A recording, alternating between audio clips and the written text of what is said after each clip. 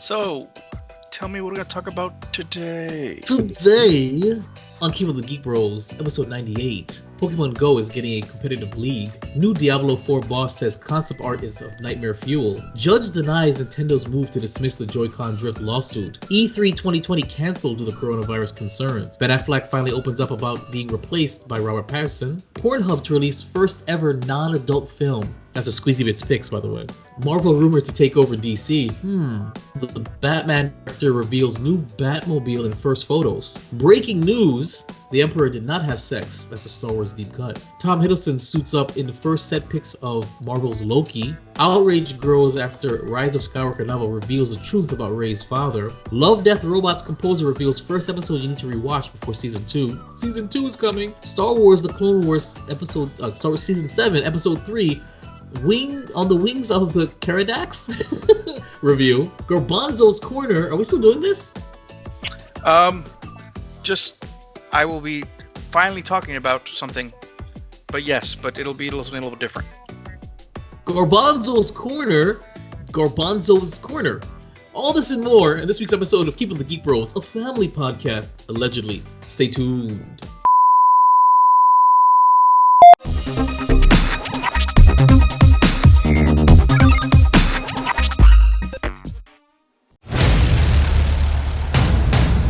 In a world where geeking out never looked so good, two incredibly sexy men will rise for your auditory pleasure.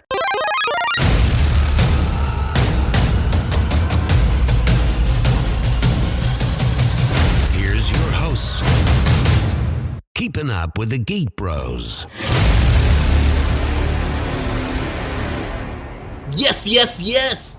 Keep Up the Geek Bros podcast. I'm your host, Vibe, and with me are my fellow Geek Bros, Garbanzo.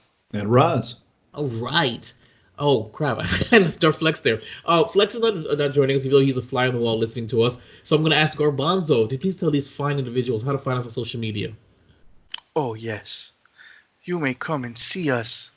I'm sorry, I was my best Darth Flex voice. Did it work? No? Didn't work. No, All right. No. Okay, sorry.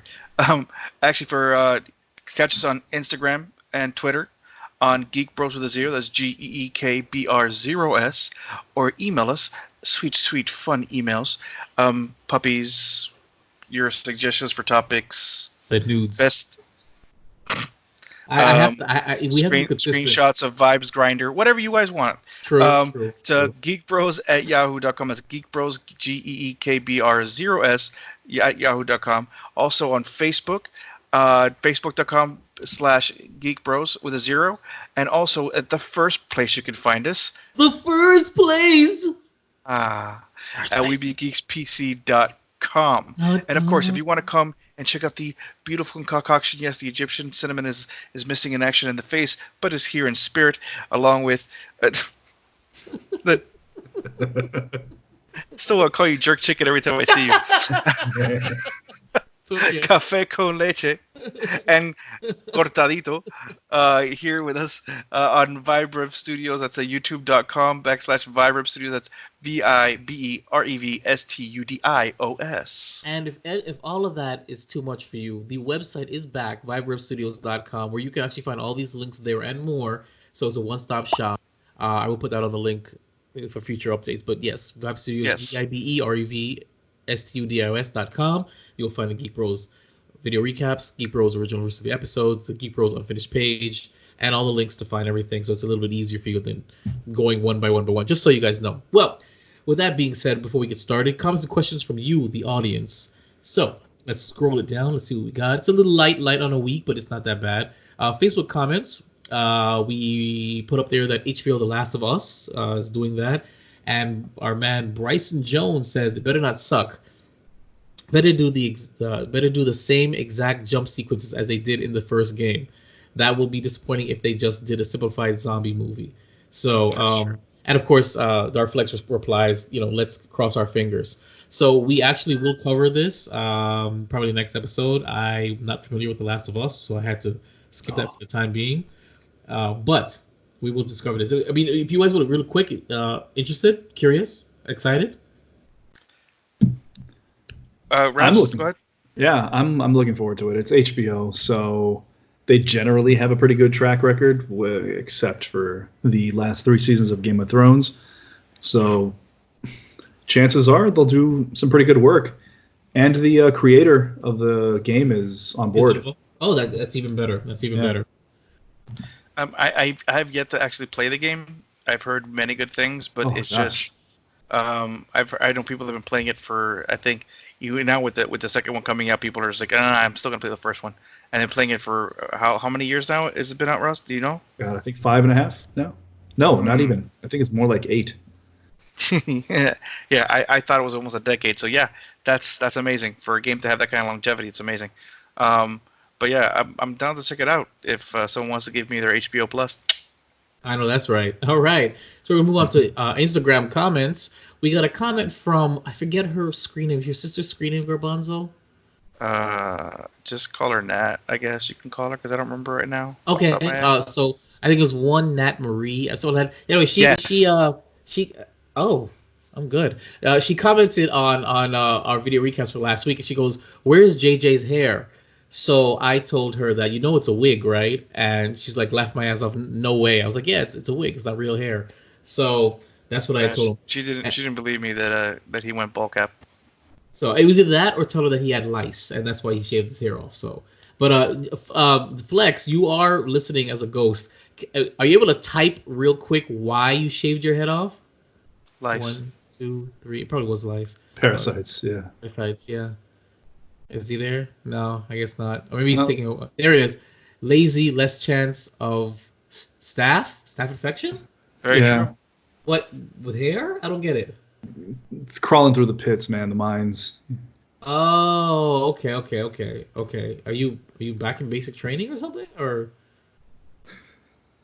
no, I'm just wondering. Okay. MMA. So you get staph. Okay. All right. Cool. Yeah, they wrestle in, I guess, open garbage pits. Right.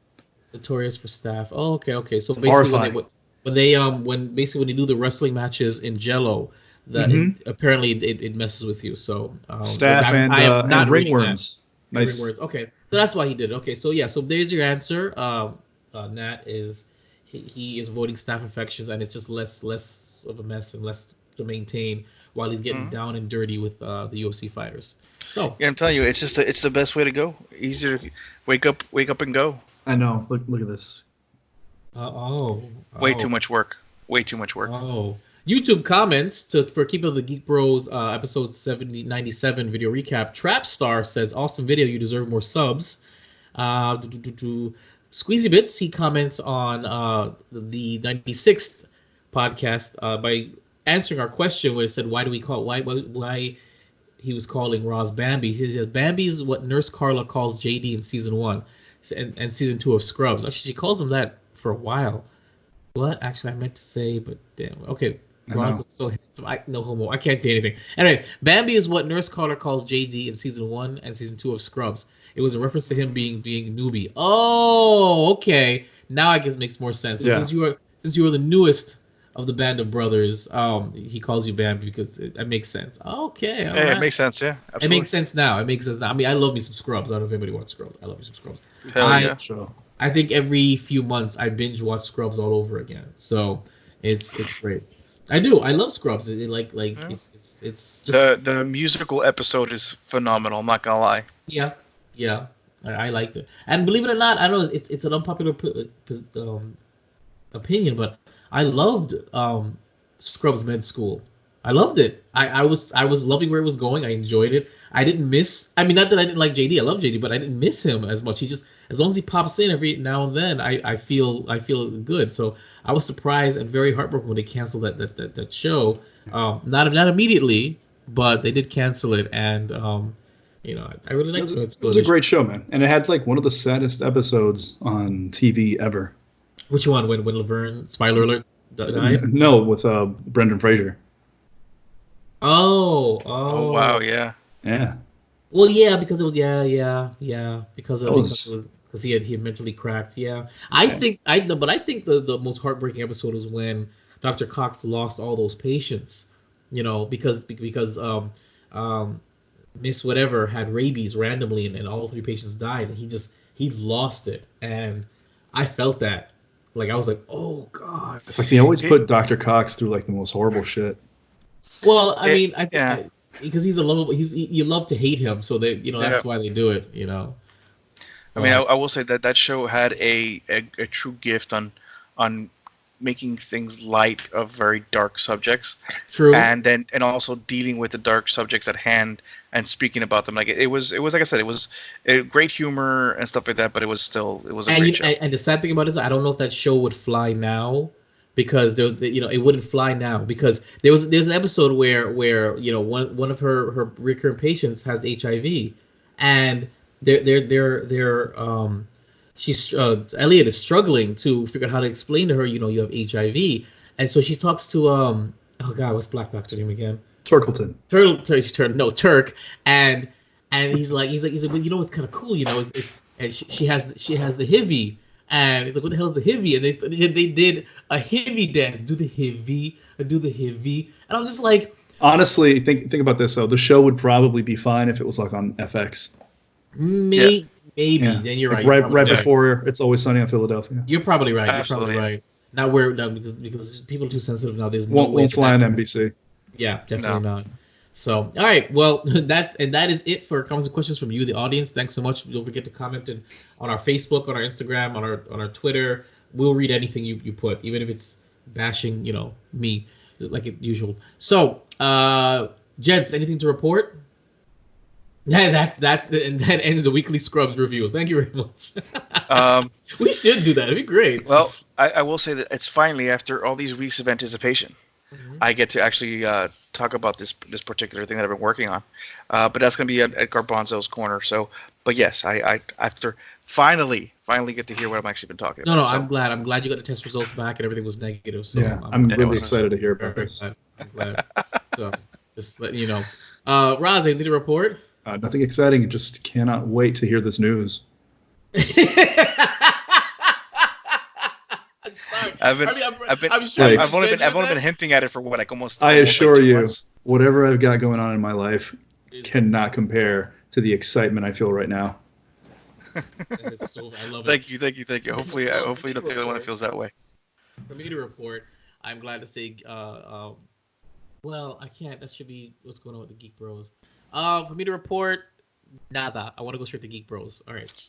So what is going on with the Geek Bros? Oh my God, I'm happy to report that one episode is on its way, and I was trying to keep it a secret, but I couldn't because I was so proud of it. We did do a parody of a classic show as an intro to our 100 episode. I shared it with the Geek Bros. I will not say what show it is, but I will say that it is. I wrote the lyrics. It's a 1 minute and 6 second intro to a classic show.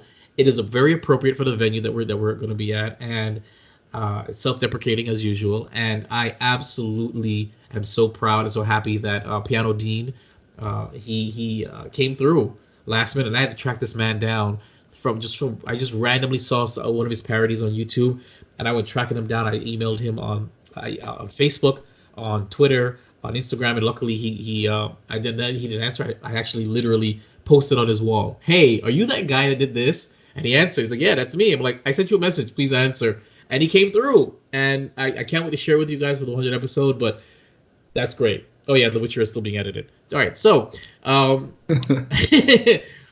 that's it for what's going on with the Geek Bros. Stay tuned for more as we count down to the 100th episode. I have to get that script going. All right, if this is your first time listening to our broadcast, then please take a moment to subscribe and leave a review on your favorite podcasting app. If you're watching us, then don't forget to subscribe, comment, and share. YouTube has recently changed the algorithm to favor corporate channels, so independent productions like ours aren't being recommended. They're reducing our views, limiting our exposure to new audience. So please, support us. We appreciate it. Or, not, whatever. Without further ado, episode 98 starts now. We're going on to the Fresh Scent. That's right. Geek Bros approved movies out of the week. My Hero Academia, Heroes Rising. Deku and the rest of the heroes of Class 1A must save a group of islanders from a powerful villain. Now, I put that on there because I know it's been out for a little bit, but my son went to go see it, and he said it was amazing. Anybody else saw this movie or watched My Hero Academia at all? I watched the show. Yeah, I'm a fan of the show. Right. I had a chance to go see the movie with the artist formerly known as Wancho, but sadly I was stuck somewhere and I was unable to go. Ah, oh. Well, My did he go? Do you know if he went? Oh yeah, he says he loved it. Oh, okay, good, good. Yeah, a good friend of mine saw it, and we were talking about it just yesterday. Actually, he says he really liked it. The only thing he would have liked more is if anything mattered. He said the stakes didn't matter. Like, It was great, but none of it mattered. yeah, well, I mean, this isn't really a spoiler because I don't even know who this happened to, but he says that somebody basically got blown apart with ice and then just walked out of, a hospital bed at the end of the movie. Oh, so you mean like The Last Jedi? Just like it. Yeah. Identical. Wow. Well, that's unfortunate. But yeah, I'm looking forward to it. I heard that the fight scenes are ridiculous. That's why I want to see it. That's exactly what I heard. That not ridiculous. They were ridiculous, and that's. I want to go check it out, and I will go check it out. And if I do check it out, if we all check it out, then we'll give you an original recipe review or a podcast review, depending upon what we say. So moving on to what's new in the gaming world. Pokemon Go is getting a competitive league. Now this article comes from TheVerge.com. Pokemon Go is about to get more competitive. Today, developers Niantic announced the launch of Season 1 of Go Battle League, which is exactly what it sounds like. A global competition where trainers can battle each other to earn in-game rewards. A preseason for the competition kicked off in January. I didn't even know that. But the full debut season will start on March 13th and last through the beginning of May. One, is this a response to Pokemon Masters? And two, you, Garbanzo, are probably the last man standing that even if you don't play anymore, we're playing the longest. Have you seen this? Did you get into this? Will you try this? And do you think this is a response to Pokemon Masters? Probably is a response to Pokemon Masters, but I think Pokemon Go kind of stands on its own. The whole thing about Pokemon Go is that they really have been little by little kind of just tweaking it and kind of giving people what they want and then giving them what they think they want and then giving them something else instead. But overall, I can say I've never been into PvP. It's not my kind of thing. Oh, I am the kind of heresy. You're lucky Flex isn't here. He would PvP all over your face. Yeah, no, I am the kind of individual that I prefer to enjoy the story and have some fun and go and collect stuff. I mean, that's really about it. Are you on Harry Potter? I started playing it, but I didn't really pick up on it. I didn't want to spend the money on the new WoW, which is why I didn't bother. After hearing all the stuff, so I was like, meh. But it just wasn't, it just wasn't my thing. I mean, I don't mind PvP. I mean, I'll do it every once in a while, depending if I have a good crew going on or something like that, or team versus team kind of situation. But I just never really interested me.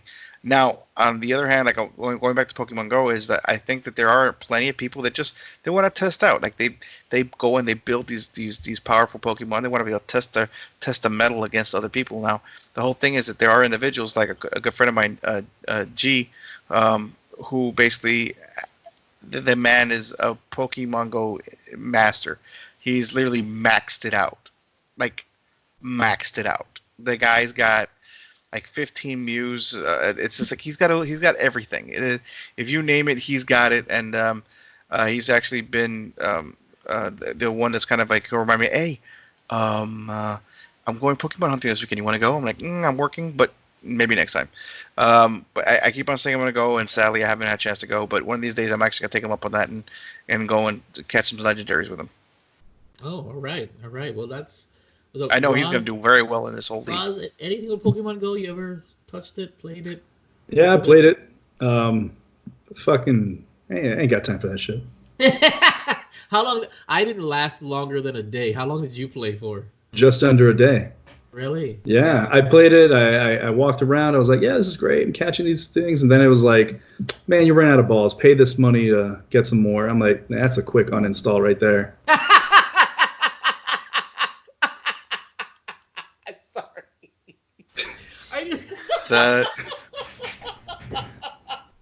That is a valid, extremely valid point. It's just how it is. God, that was so funny. It's like, no, that's a quick uninstall right there. I'm moving on. I lasted even less time with the Harry Potter game. I think the Harry Potter game got me like 25 minutes because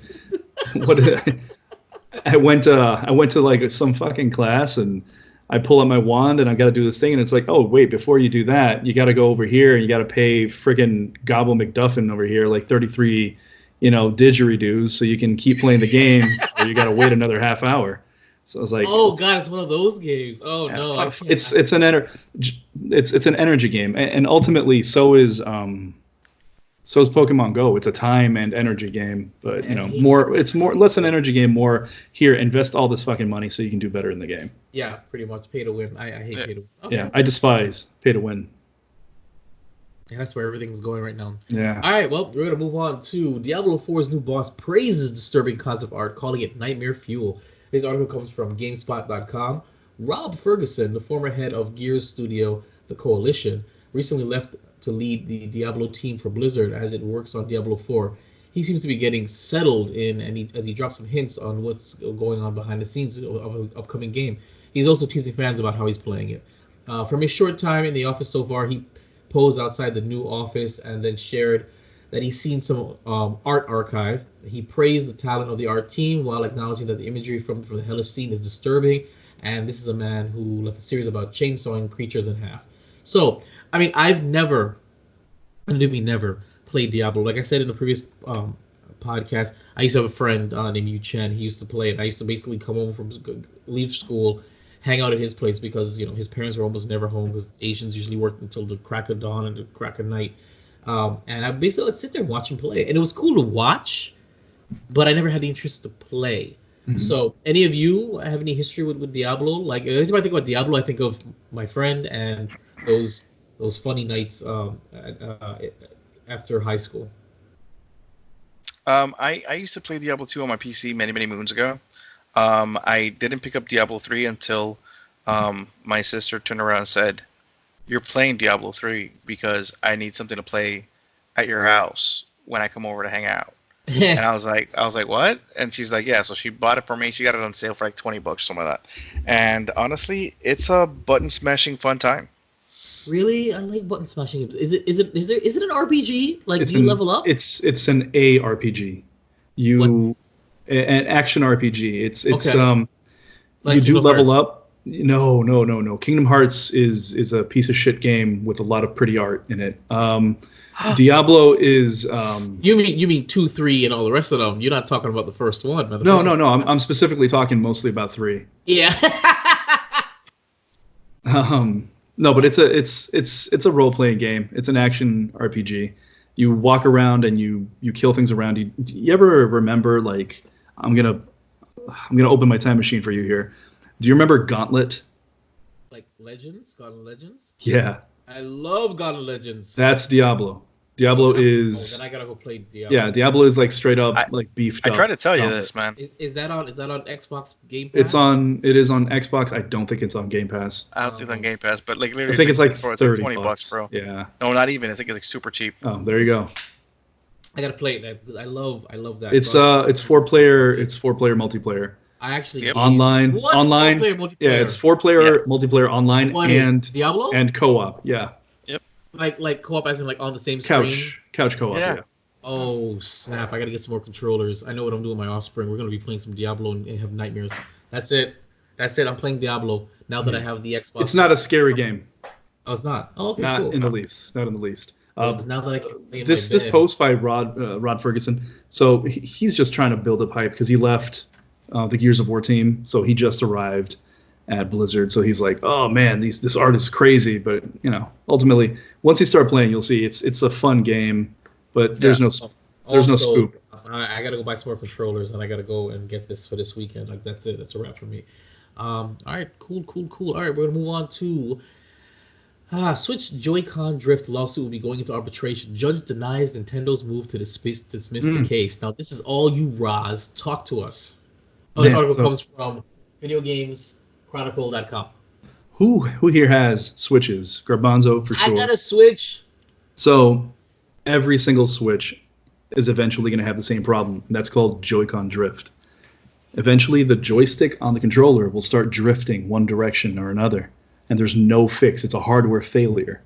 So the solution is sending it into Nintendo and having them either repair it or replace it. Generally, you have to pay for the shipment and the repair, unless it's within the 1-year warranty period. This is crazy. Like, no other joystick, no other controller has ever had problems like this. So there's this huge class action lawsuit against Nintendo because they're alleging that not only does Nintendo know about this, but they haven't done anything to remedy it. Supposedly on the newer ones that came out recently. Nope. Same problem. Don't tell me that. Same really? Problem. Yeah. So if you buy new controllers, does that fix it automatically? Yes, because you now have a new controller, so the problem because you said it was a hardware. You said it was a hardware, right? Yeah. Okay. Now is that only for the Joy-Cons or the Pro controllers too? The Pro controller also has the drift. What? Yeah. Right after the class action lawsuit was brought forth, Nintendo stopped charging for repairs. Obviously reactionary, right?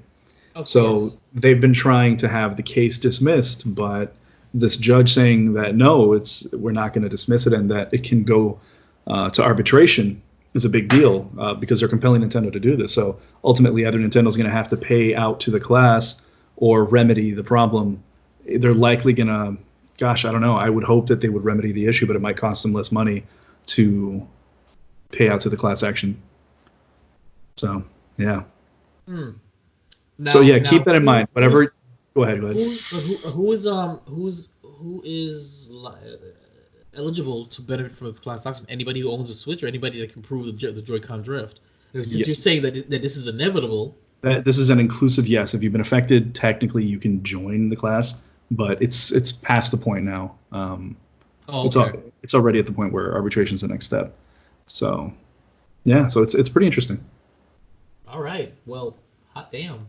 Yeah. Wow. Nintendo, come on, don't go the way of Blizzard. And it's really weird, man. They're and EA and what was the other one for Fallout 4? Fallout 76? Bethesda. Oh, for man. Fallout 76. Yeah. But it's like I was saying, I think it's a shame because Nintendo has always been one to make very good hardware. But it looks like it's happening all across the brand. Like Blizzard was the shit, and then they turned out shit, and now they're being shady themselves. Like, what happened to those brands that we trusted, the brands that stood for something? Are they all gone? Here's the thing. I think it's just like it's they're so used to people just eating whatever the hell they served, is that eventually some people started getting complacent. And I think the Apple effect. Yeah, it's kind of like they got a little complacent, and then what ended up happening is that people finally looked down at the plate and go, no, this isn't as good as it used to be. I want something better. Am I wrong, Ross? I mean, I would say it's a consumer. I'd say it's the hyper corporatization of the video game industry. It went from being ultimately like a classic example of a cottage industry, like people that were in it were just passionate about the product. They were gamers themselves. All that mattered was producing good games that people enjoyed. But once it became, these humongous mega corporations and conglomerates that essentially manage by committee, ultimately the only thing that they're interested in is the bottom line, less the quality of the game and more how many copies can they sell. And once all these major, like Blizzard, you gave a great example. Blizzard used to be a private company, then they merged with Activision, and that was the end of it. Activision, a publicly traded company, and they are ultimately beholden to the shareholders. So the quality of the games is going to decrease because the focus is on monetization and not the enjoyment of the product. Yeah. I think that's I mean, you can't get any more perfect of a response than that. I mean, hot damn. Roz, did I ever say we're glad to have you on board? Oh, thanks. I am. Pretty much so, sir. Throw that out there. Oh, well, you know what? And Roz, you can take this one too. So we're going to move on to E3 2020 canceled due to coronavirus concerns. Now, I don't have an article for this one because originally the article that I had was that E3 was going ahead regardless of coronavirus concerns up until now. Roz is the one that kept us up to date, so you guys don't throw it in our face that we're slinging fake news. So Roz, no, this is like on Variety. This is on CNN's front pages everywhere. Even Mama Bean sent me a yeah. I mean, clip forget on it. It's on the E3 Expo's website. They themselves announced it, so it's not supposition anymore. This is huge. This is the first time we haven't had an E3 show since I think, what is it, 96 was the first E3 show. That's unprecedented. We've had an electronic entertainment expo every single year. It's degraded in quality the last 3 or 4 years, but it just being gone this year is going to be interesting to see what the outcome is. I think this might be the death knell for the E3 Expo because we already had, like we talked about the last few weeks, all these different presenters dropping out of E3, and now that E3 is not going to be here, you're probably going to see all these major holders within the ESA, which is the parent company that runs E3, see that they don't need to actually go to this expo. Is it going to be worth the money? Is it going to be worth the expense, the time? And maybe just do everything online. Yeah, so, and you know what? That's just the truth right there. What I'm the big thing, what I'm a little worried about right now is that they're going to, I mean, from my understanding, E3 used to be where people would go and pitch to, like, the smaller ones used to kind of go and kind of show off their new wares and things like that. Where now it's kind of turning into what San Diego Comic-Con's turned into, which is basically a trailer fest. Yeah, that's it. It's become, like you said, a trailer fest. It used to be an industry and media only show. Like you said, like the major players, the E3s, the Activisions, the Blizzards, the Nintendos, the Sonys, the Microsofts now, they would go and show their games, and then they would have these, they used to be called the halls, and famously there was one called the Kentia Hall, and the Kentia Hall is where all the old school ridiculous indie games that you saw on the PlayStation 1 and 2 and up to like the PS3 and Xbox 360 generation would show up. But those areas have been removed and replaced with, the Monster Energy experience, or, like the Sony, Walkman experience, something that's not game related whatsoever. And as it's become less of an industry thing and more of a consumer, show, and it's not pulling in what people needed, what these corporations needed, which was, a place for people to find the news and be excited for the new media, because you get everything online now. It's true. It's true. So I mean, it's just it's sad to see it kind of go the way that it went, because I used to always like wish I could be part of like the fly on the wall at E3, and see all the newest stuff and the newest hardware, and because it was strictly just street media. They would have, it's kind of like they do for San Diego, where like if you get the media pass or you get the, or you're part of the industry, like you can go and you can swap stories and meet old friends. But and they would make some information out there available to the public via the internet. But that was really it. Like you would have to wait a week or two to catch the details. Yeah. And then they start realizing they can monetize the videos online and stream it live, and now it's become a little different. But I guess people must adapt to survive. I don't know. That's the truth. I mean, that's absolutely the truth. Running on the coattails of this, the coronavirus is going to really disrupt this industry. There have been a lot of reports coming out of China, because China has a lot of, finishing companies. I don't know if you guys know what that is. It's, when a major, like let's say Assassin's Creed, during the development, they'll send a vast portion of the game to these smaller studios in China to finish developing assets or to finish developing game world, geometry. So a lot of these studios are closing. A lot of the studios on the West Coast are closing for business. And that's going to be really something to see, because at the end of this year, if you guys remember, we have 2 major console releases, and we still have games in development that are supposed to release with those consoles. So if we have a major development disruption this early in the year, that's absolutely going to affect the release dates of a lot of games. All I know is this whole COVID-19 thing has really put a damper on a lot of industries, not just this one, but like it's just everything. Absolutely everything. It's crazy. I've had to cancel a bunch of things that I was going to. Yeah, no, including I think Ultra's been postponed indefinitely. Ultra's gone. Yeah. Yeah, postponed indefinitely. Yeah. They were talking about postponing it to later in the year, but then they couldn't get the Miami won't give them a license. Yeah, Miami won't give them a permit. They hate Ultra as it is. So that now basically your tickets are going to be good for next year. So hold on to those tickets. Yeah, well, at least. All right, well, we're going to move on to Garbanzo's Corner. Garbanzo's Corner, by all means, sir. All right, so I've been kind of hinting at something that I've been kind of working on for the last few episodes, and the one thing I kind of want to start off with kind of a short story.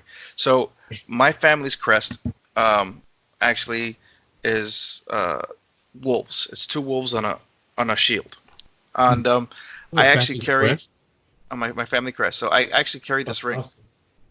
Awesome. On my I wear almost every day. It's a wolf's head.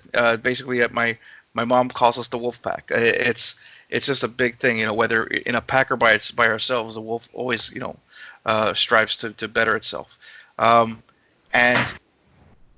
what I'm trying to get at is that my wolf pack is growing. Well, yeah, Ross came into the picture, and we were walking. Genetically, my good man. Genetically, I am expecting an addition to my family. So, mini bean? Did you just say that you're expecting a mini bean? A mini bean. Yes. There's yeah. I am pregnant. Me specifically is. Artist formerly known as Pink Jess, which now you can actually find her on Instagram as Miss Disney Wifey and Mrs. Disney Wifey. We are expecting our first kid and super excited. We've been wanting to talk about it for a while, but we didn't really kind of post it, so we want to wait till after the first trimester. But with that, there's a lot of other stuff going on, and stay tuned to actually my YouTube channel on BeanTeak278 on YouTube in the next few weeks, hopefully, for some really cool videos about just what it's like, what scary things are around the corner, or how to deal with them, just what my thoughts are. It's mostly going to be just me speaking out loud of my fears, so I don't feel as crazy, and maybe people out there are just having the same kind of fears as a first-time father, and maybe those who are interested, definitely worth checking out. So I'm really looking forward to kind of sharing this adventure, this journey with others. It's something that I've been waiting for a very, very long time for. For those who've known me, I've been wanting to be a dad for a very, very long time, and I gave up on that for a while, thinking that it wasn't going to work out for me. But miracles do happen, and I'm very happy to say that now I have a miracle coming alongside, and now I get a bunch of really cool additional tattoo ideas that I can get in the future. I know that's kind of weird to kind of correlate one with the other, but yes, child equals cooler tattoos. I like where your head is at. But yeah, so just keep an eye out on Bean TKE278 on Instagram for little tidbits and sneak peeks at things coming up in the near future, and I'll let you guys know more and more as things start to progress. Well, I would like to take this opportunity to say that we as Geek Bros are beyond just brand partners. We are brothers and all the others. We are good friends. We may not see each other as much as we really should, but very true. These is it still low? Okay, still low. That's good for you. It's a little better now. Okay, good. I'm better. I'm better now.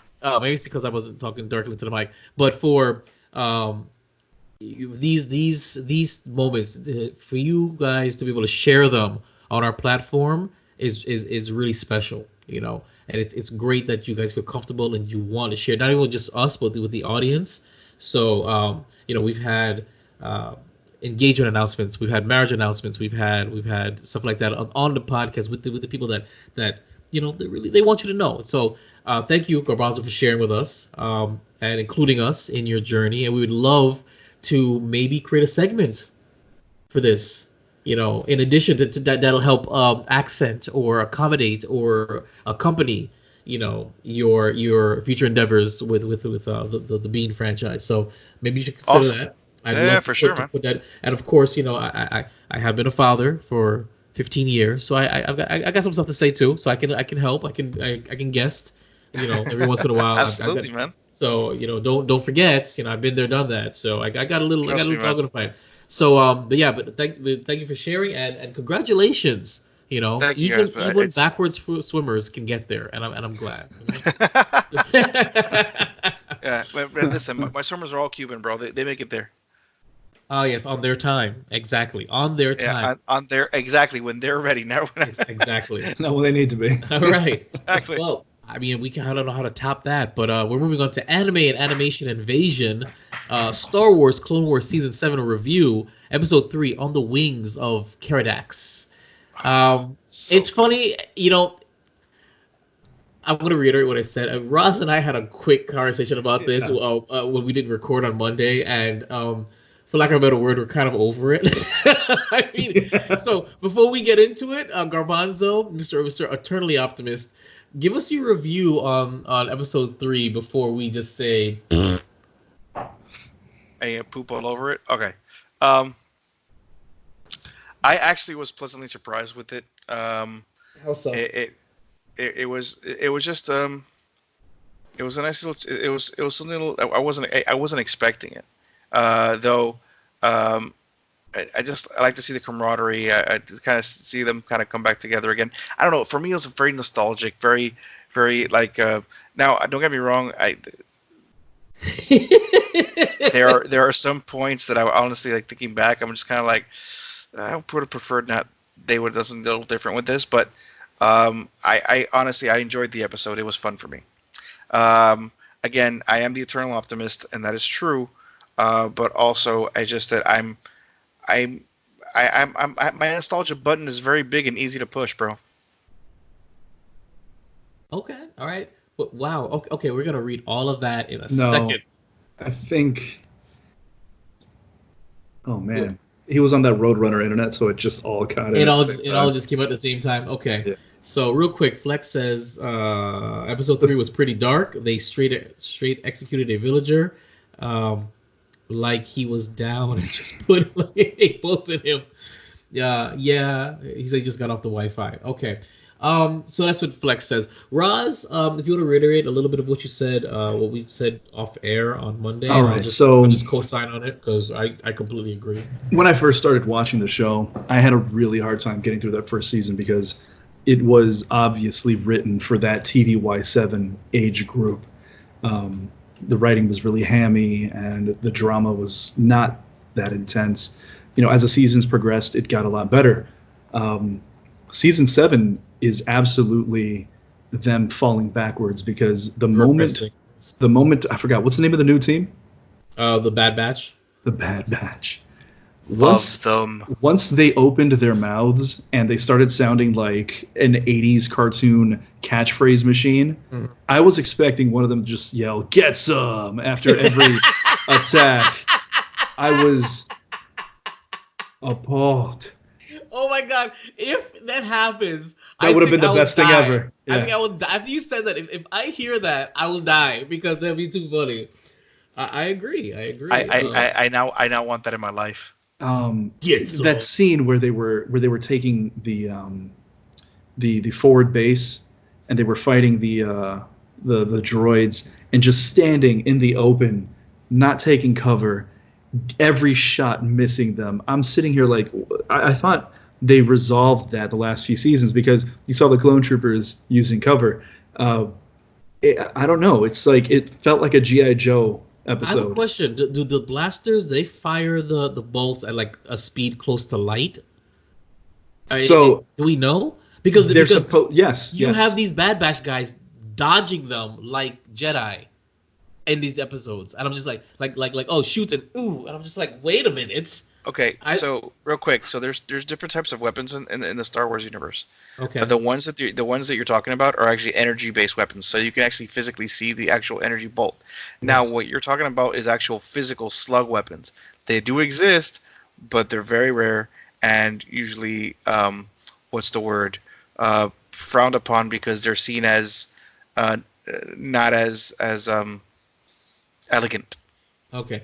Can we at least agree that maybe blaster bolts fire just as fast as bullets fire in the real world, and that I guess that's the only way for it to make sense. You know what I'm because saying? Exactly. again, they're shooting lasers, which move at the speed of light. Right. So what I'm saying though is that I don't think we as even a trained I don't think Flex, as beefcakey as he is, can dodge a bullet. I don't think he can. I mean, I have faith in him. No, he can't. He just can't. Or okay, fine. Maybe he can dodge several, but not every direction, right in the middle without any cover. He said he cannot. You cannot. I'm telling you, nobody can. So he cannot dodge a bullet. So how are these Bad Batches dodging them when they're literally being flanked from every direction at one point?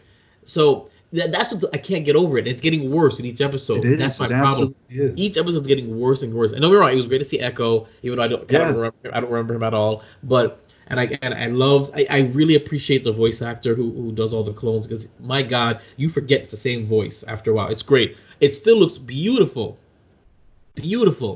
but like Rod said, the dialogue is I don't know why they regressed. They should have, when it comes to the dialogue, and just the sheer, I can't suspend my disbelief with how almost utterly ridiculous they're making these particular clones. And I get Anakin, fine, he's a Jedi, you can use that, but you can't. I don't care how bad batchy these clones are. Oh, they're not. They should have been dead after the awesomeness that was episode 1 with them, with their debut, and that was great. I believed everything they did in that. Yeah. But ever since then, it's like they have they're Jedi. They're a bunch of Jedis without sabers. But narratively speaking, they're the definition of plot armor. They're not ready to kill them yet, so they can't be killed. And I'm just like, all right, I mean, cool, but I'm sitting there rolling my eyes. I was rolling my eyes at this episode, and I hate that because I was feeling so good at episode 1. Episode 2, I was there. But episode 3, I'm like, all right, we saw them dodge the same same things in the last episode. I mean, what's going on? So the show has absolutely fallen into a horrible trap that a lot of shows tend to, which is it's not growing with its audience. No. The show came out how many years ago now? 7? But it did grow with its audience. So yeah. No, that's what I'm saying. Like you thought it did, exactly. Then it regressed. Unless it's falling into Disney Plus actually did it a disservice. Exactly, kind of no different than probably if you went to Disney channels or Disney XD. Here's my thing. I'm wondering, these have to be animated by people. This has to be approved. Who saw these people dodging 100 bullets? Did they say, you know what? Print that. I love it. They don't care.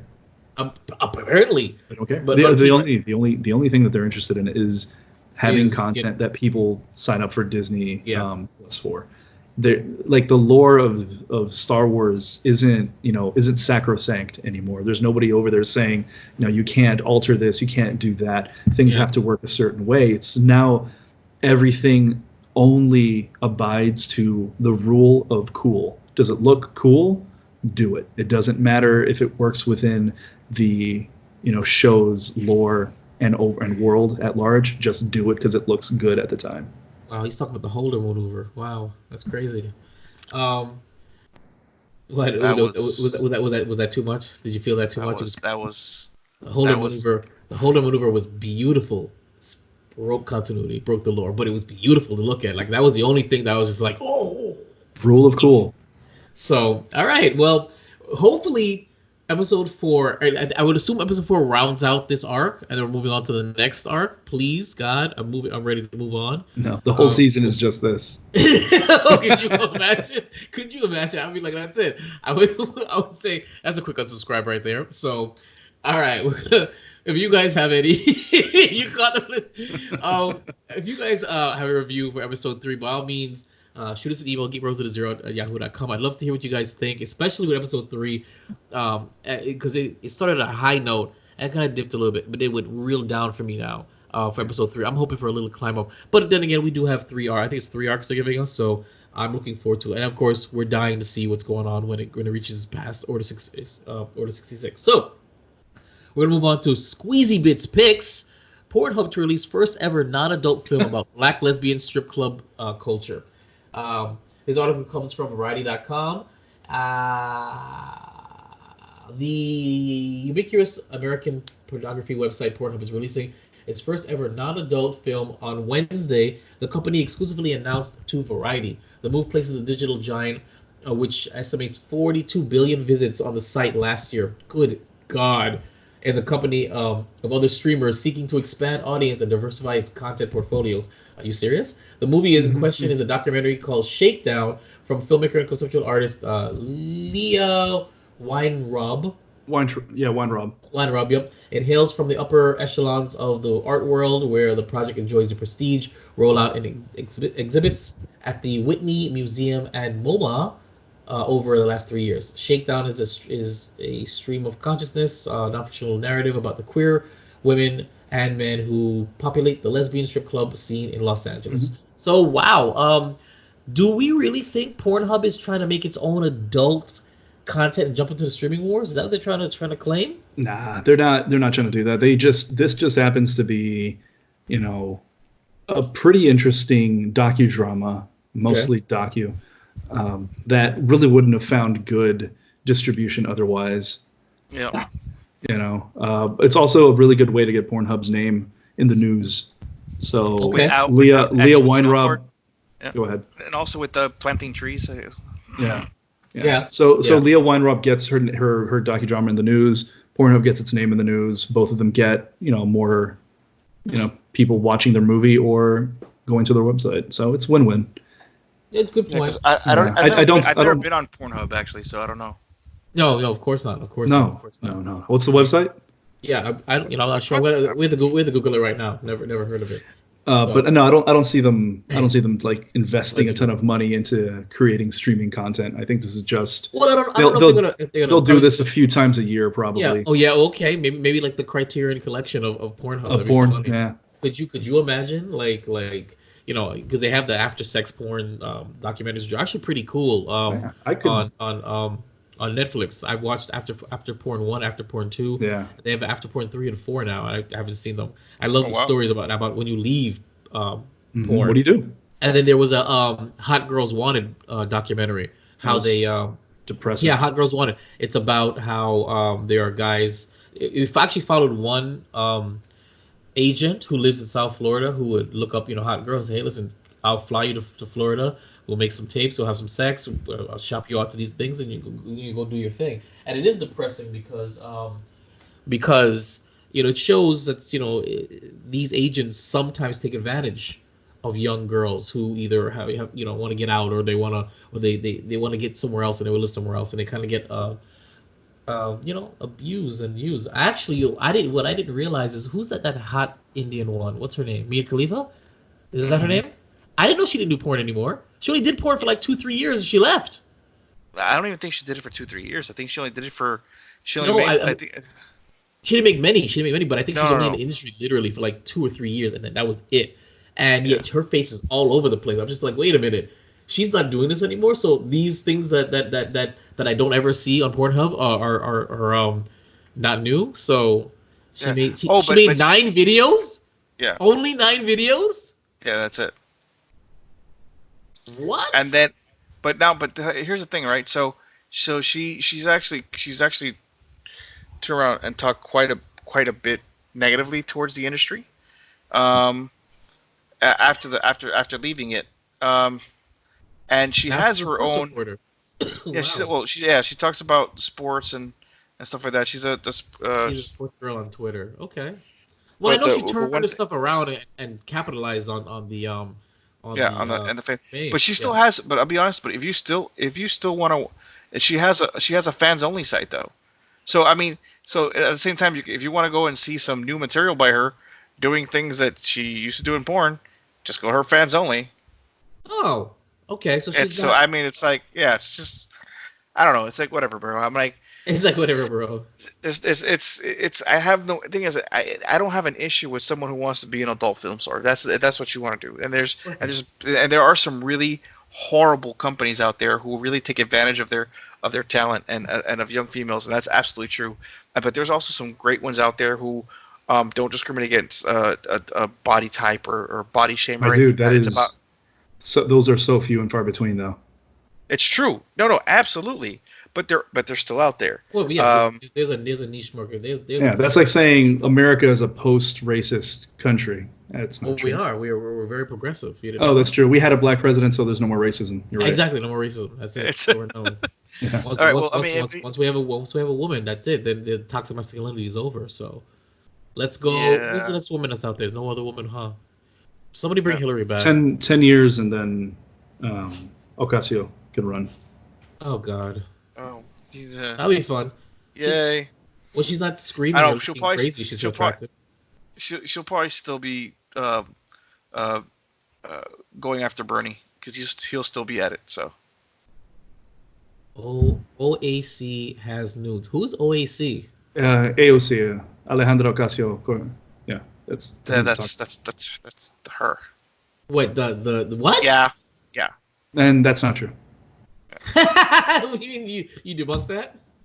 I'm just debunking it right now. He did a quick Google search. He went on the dark web real quick and just it's not there. All right, we're gonna move on to open mic. Open mic. All right, Ben Affleck finally opens up about being replaced by Robert Pattinson. This article comes from CheatSheet.com. Robert Pattinson landed the role of Bruce Wayne for upcoming Matt Reeves directed flick The Batman, and this meant that he was taking the reins from Ben Affleck, who played the role since 2016 in Batman vs Superman: Dawn of Justice. Affleck, whose new movie The Way Back hits theaters on March 6th, I don't care, hasn't spoken publicly about the decision to pass the iconic role onto Pattinson. That changed during his latest press junket. How bad Affleck really feels about Robert Pattinson. Before Reeves opted to recast the titular role of Batman, Affleck had actually written a script for the Batman movie and would have been seeing the 47-year-old actor reprise the role. However, he explained to Jake Takes, that after doing Batman v Superman, Dawn of Justice, and the Justice League, plus his appearance on Suicide Squad, he lost his passion for the role. I kind of lost my passion for telling those stories. I'll explain Affleck. I got interested in telling stories more like The Way Back, and it just seemed like, very clear to me that if it's not the most important thing in the world to you, you're not going to make a very good movie. The movie deserves to be made by somebody who's dying to do it and can't wait, and that wasn't me at the time, so I moved on. And I have to be honest, I really respect that kind of outlook on that, because he basically said I could do it, but it's not going to be as good as somebody else who may have a little more passion for it. Right. And my hat's off to Ben for that, because that means he cares more for the art than for the money. Yeah, man. I mean, he went into the role because he's such a huge comic book head.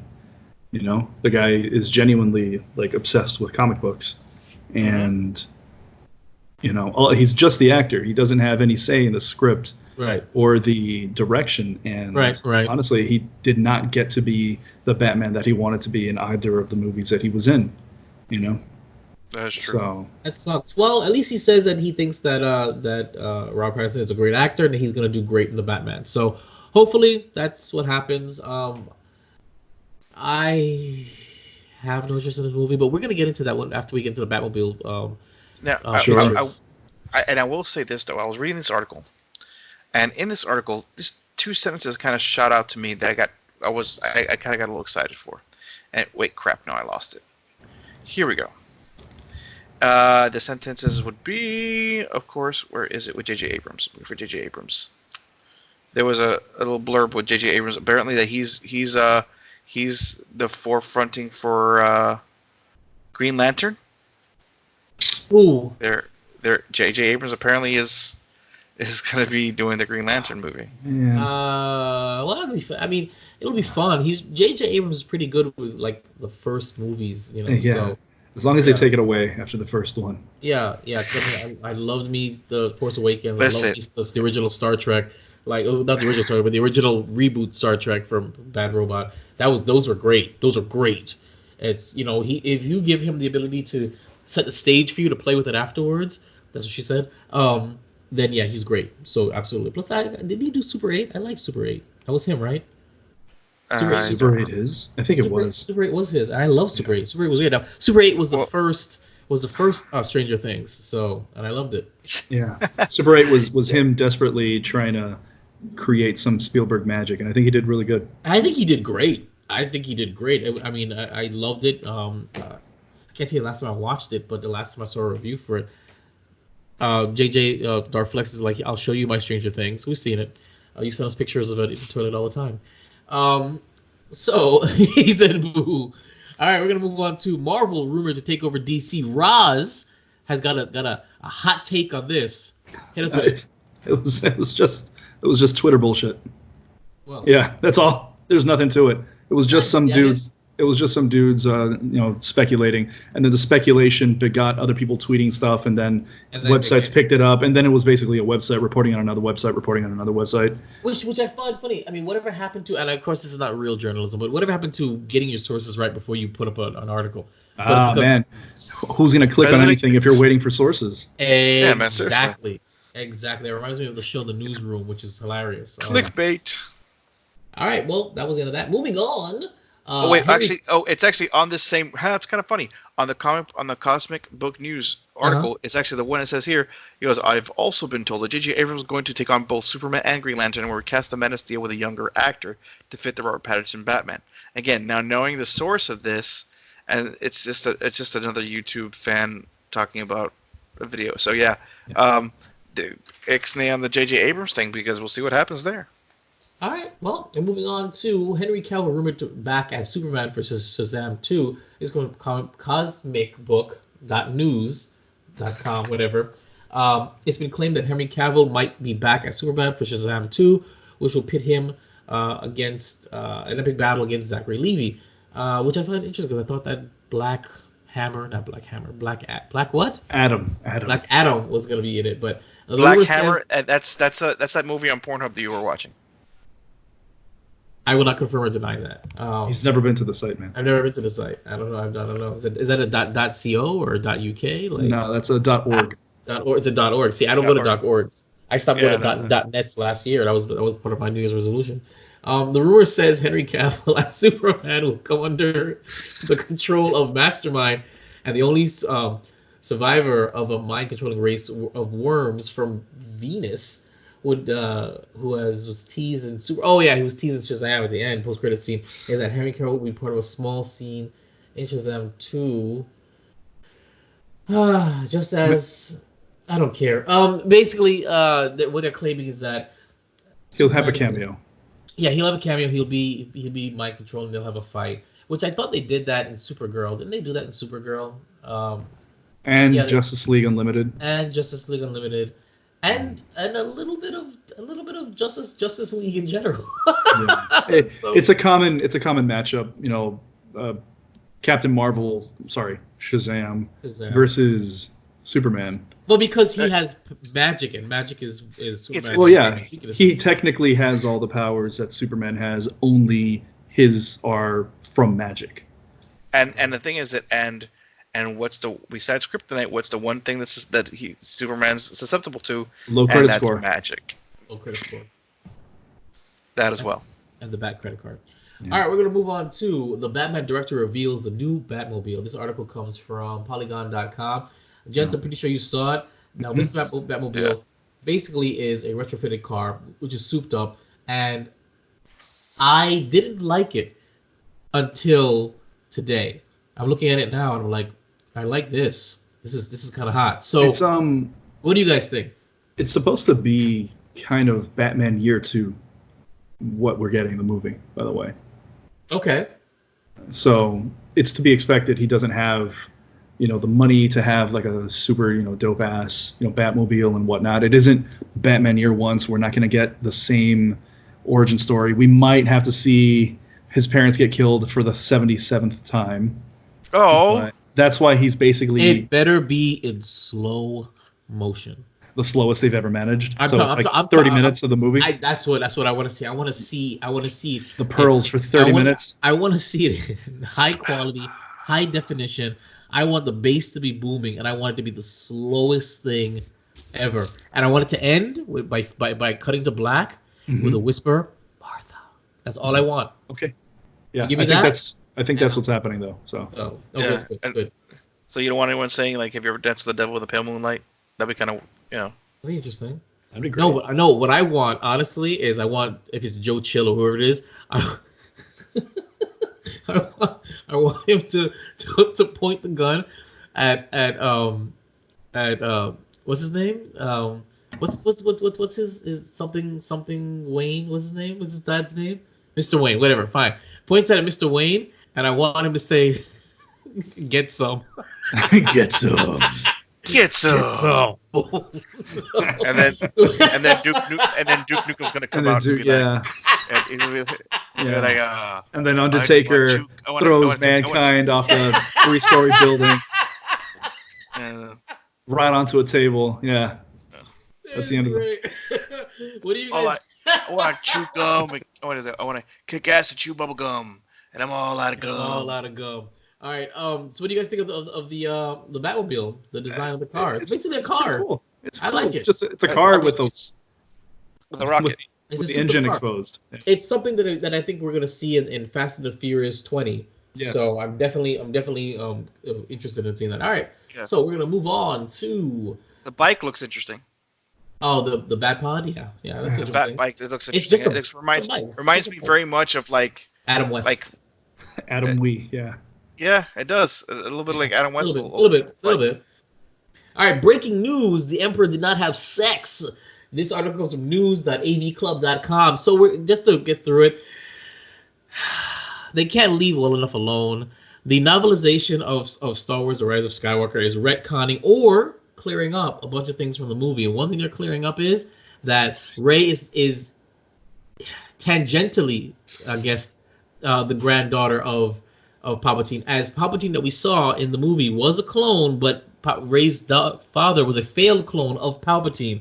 Sure. So tangentially, she is the granddaughter, but in reality, it was not. What did it say? Damn what? Damn. How did it like that?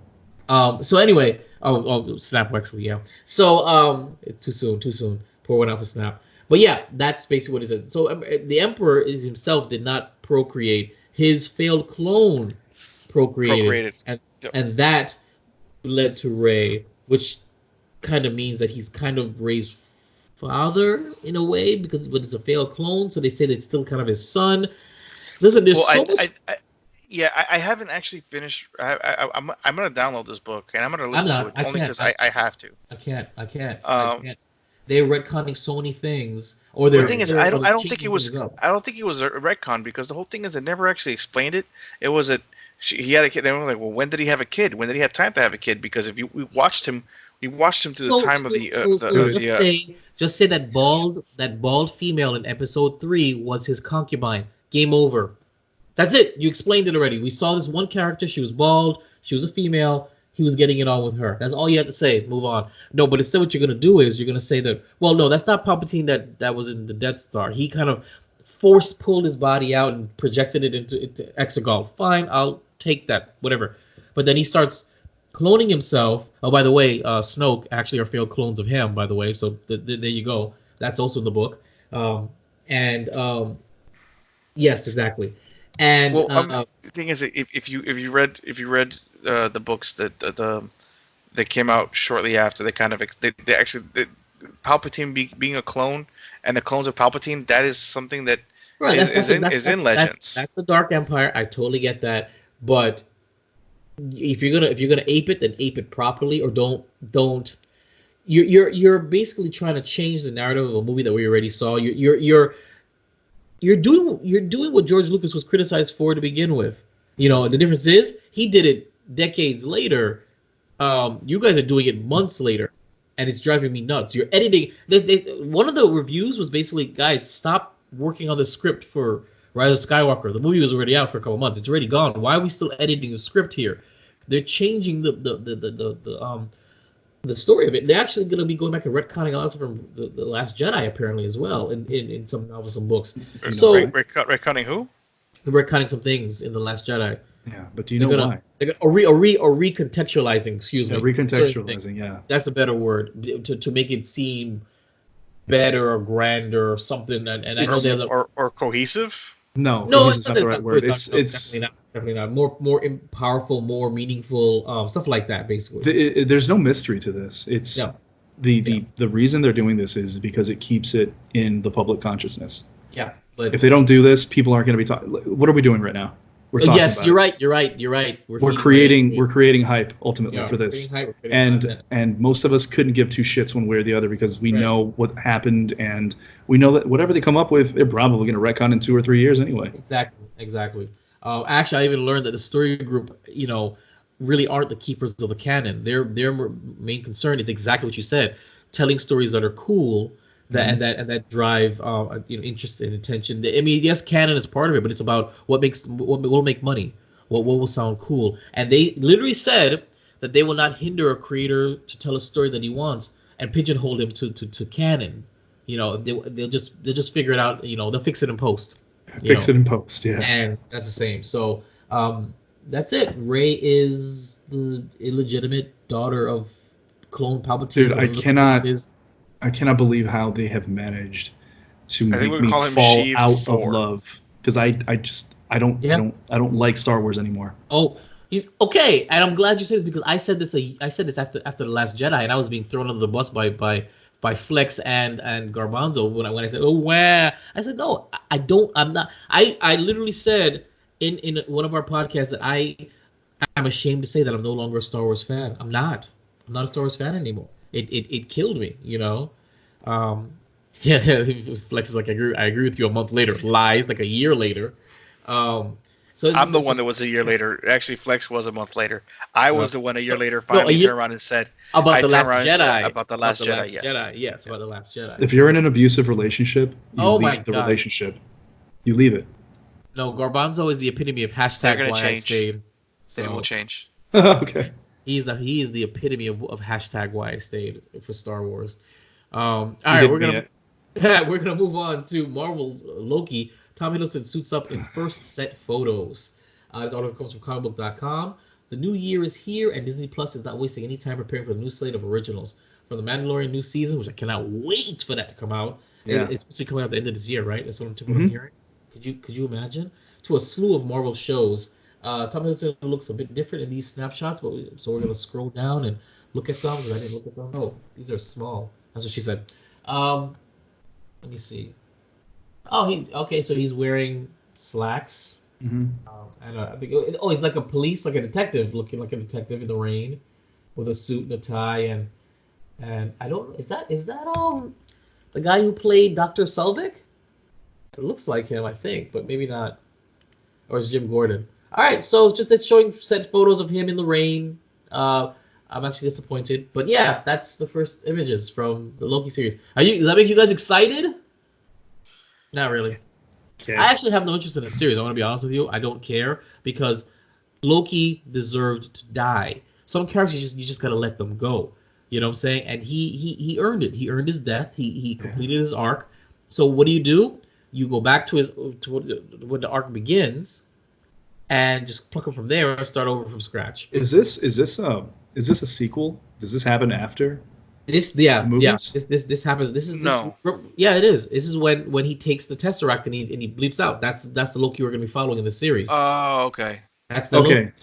Loki. Okay, so he has none of the character development from any of the movies. That's what I was gonna say. He's the Loki post Thor 1. Yeah, so it's just Thor 2, post Thor 2, where he's just still a piece of douche. No, not Thor 2, Thor 1. Where he left and he was all angry and whatever, and that's what he is. So I don't know, I really don't want to see his arc play out all over again. He's gold and he's gonna do some nice things. Come on, give me a break. I mean, they should have let him die. He needed to die. He earned his death. It was a good. I agree. Either let him die, or honestly, it would have worked for me either way if that would have been yet another Loki death, just another bullshit death. Oh, okay. Yeah. Because he dies constantly, but he doesn't really die. Well, he is a god. Yeah, but this series, that doesn't mean anything anymore. No. For a god to them means that they live longer, much longer. Yeah, that's what I mean by god in the MCU. So, I think the one I'm not really looking forward to the series itself. I mean, I'm gonna watch it just because I'm a fan of Marvel, but nowhere near as much hype for me as the WandaVision, for example. Now the WandaVision, I don't care two craps of those characters, but when I saw that little teaser, I'm like, absolutely. That looks creatively brilliant. He said, Flex said he'll watch it while making kombucha. I would like to, if Garbanzo will have us have a watch party for that. That'd be lovely. I enjoy the other watch party, whether we film or not. You piece of shit. So anyway, but yeah, I'm excited. I'm more excited for that than I am for Loki. I don't really care. I'll watch it because I'm a Marvel shill, but I'm not really all that interested in it. Much like I watched the Cassian Andor series, but I couldn't give two shits about his character. I'll watch that too. So I'm actually very curious about the Cassian Andor series, only because I'm a huge fan of K2SO, so I want to see how how they come together and see what happens. As long as they make K2SO look movie quality and they don't give excuses for why he's not in episodes because they don't want to spend the budget on the CG. That's my problem. Is that you have could you imagine if they had the IG whatever in the Mandalorian a little more? They knocked him out for a while because the budget to create that and have him be, they should have had an arc where he by himself was tracking the Mandalorian. He should have been in every other episode in reality, but no, they knocked him out and they brought him back because it costs a lot of money to have that kind of photorealistic CG. Are they gonna do that for Cassian Andor? I don't think so. Nobody cares about Cassian Andor. No, that's what I'm saying. I don't understand what the show. You're gonna fully realize K2SO and that? No. Maybe. You know what's gonna happen? Guaranteed. It's gonna be the story about how he ended up, and at the very end he captures K2SO. Guaranteed. That's the last episode. The big reveal. Yeah. And the big reveal is okay. That's it. I reprogrammed this droid. Now you're coming with me. And guess what? Cassian Andor is only going to be one season, so that's it. You're not going to see him anymore. That's exactly what's going to happen. I called it here. They're not having. All right, we'll see. We'll see. I think it'll be, Star Wars spy games and James Bond kind of stuff. So we'll see. I'm interested in seeing a different world besides just like bounty hunters and right now bounty hunters is great, and I love the Mandalorian series. But there's gonna be no Jedis here. World. There was no Jedis in Mandalorian. The child counts. Oh. He's just a Force user. That doesn't make him a Jedi. Yeah. No, it doesn't make him. There was no lightsabers. There was only a lightsaber at the very end, and that was a dark saber, and that was just not being held by a Jedi. That's right. Yeah, very true. Or a Force user, for all we know. Exactly. What hurt me the most is that I thought lightsabers could only be used by Jedis for the longest time. For the longest time, that was the lore. Only a Jedi could wield the lightsaber properly. Anybody could pick up a lightsaber and turn it on, but you're going to end up cutting your own head off. Right. Because part of being able to fight with a lightsaber was using the Force to control the saber. Exactly, that's what I thought, but apparently not. So that kind of ruined it. Remember, that was supposed to be the big reveal with Finn, that he could use the lightsaber because he was a Force user. Yeah. That was the big reveal, and then that got thrown away in the second movie. Anyway, let's move on. No more Star Wars. Yay! All right. And lastly, Love, Death, and Robots. Oh my God, what the show that brought us together as a group. What a great show. Like no other. That's not true. Well, the first show that brought us together as a group. This show primed me for what was going to be my Dark Crystal Awakening and my Witcher titillation. So, Love, Death, and Robots. Composer reveals episode 1. First episode to watch, reveals one episode to rewatch before season 2. Not only do the stories vary in length and tone, but the animation style and subgenre change from episode to episode. In one episode, 3 robot tourists roam. Oh wait, I don't want to talk about that. What's the episode that wants to rewatch? It's probably the one that they're showcasing, right? Oh no, yeah, the one the episode they want us to rewatch before is Sunny's Edge. Yes, Sunny, so the monster. All episodes to rewatch before season 2 arrives on Netflix later this year. Sunny's Edge is Claim's first choice. Is his first choice. So what does that mean? There's gonna be a sequel? I don't know. Or is he just saying that's the best one to watch before? He's saying that's the best one to watch. The studio that worked on that is working on other projects right now. Okay, that's what it was. I didn't read. I didn't actually. I don't think we're getting anything else. That'd be interesting if we did. Could you imagine? Okay, well, let's talk about Love, Death, Robots because we reviewed every single episode. It took us months to get through the series. We actually our reviews episode by episode actually got several people, including Squeezy Bits, into watching the series, and they actually said very clearly they would never watch the series had we not reviewed it. What are there any episodes you would hope for a sequel to in season 2? Man, that's a big question. I haven't seen the show since the series since it came out. So, I mean, honestly, I couldn't answer that question. I really enjoyed a lot of them. Right. The one we were just talking about, Sonny's, was really good. I would have liked. Flex says the last episode, but I don't know. I don't remember what the last episode was. And also remember, the episodes were different depending on what your Netflix viewing habits were. You're right. Well, what he's referring to is the battle in the woods with the demon creatures. That one was really good. I would absolutely watch more of that. I would actually like the ones with the mechs, the domes. The domes. I would love like a Saturday morning cartoon series. That would be just great by itself. I would love a sequel for the domes because that had me on its edge. So. The one with the cats, right? The what? The one with the cats. With the 3 robots. Yes. Oh, that one. I'm sorry. I enjoyed it. I want to find out what happened with the cats. The post-apocalyptic one. Yeah, post-apocalyptic. I'm sorry. Sunny's I fell asleep. I fell asleep during that one. I mean, it was cute. It was entertaining. It was cute. I'm not saying it wasn't bad. It wasn't bad at all. The cat thing, the cat twist, it was hilarious. I love that. And it was the voice from Rick and Morty. So I was like, yeah. So, Flex says he likes the Dracula one. He'd like to see that one as well. I guess they'd have to valid. Yeah, that was pretty good. So why don't you guys out there email us, geekbros@0@yahoo.com. Yeah. Let us know what episodes you'd love to see sequels to or follow-ups or something tangential. Maybe something in that same world. I know Black Mirror does similar things where it's in the same world in a way, and you see the same technology. The werewolves. Yeah. That would be kind of pretty cool. Marines. That was oh my god, that was really good. In a world where werewolves are actually part of the team, it's like that's pretty good. Military. Yeah. All right, well that's it for Keeping the Geek Bros episode 98. Before we get going, Shimon's promotions, gents. All right, as mentioned before, you can catch me on the gram or the Twitter on Bean TKE278. That's BEAN TKE278. Keep an eye out for the YouTube channel. Some changes coming around the corner on BEAN TKE278. Trying to keep the brand consistency thanks to my boy Vibe here. And then also, if you have any questions or concerns or comments, you can please drop them on the Facebook.com/Garbanzo's Corner. All right, Roz. Just find me on Ray Raziel. No projects working on right now. Okay.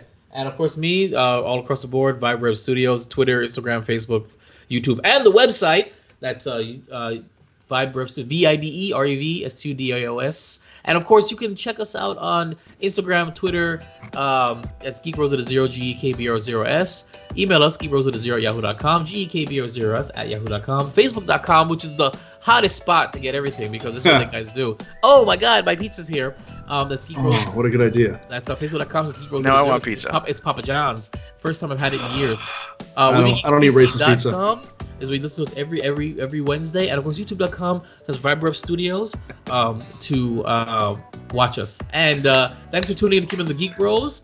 And geeking out still sounds this good. Keeping up with the Geek Bros.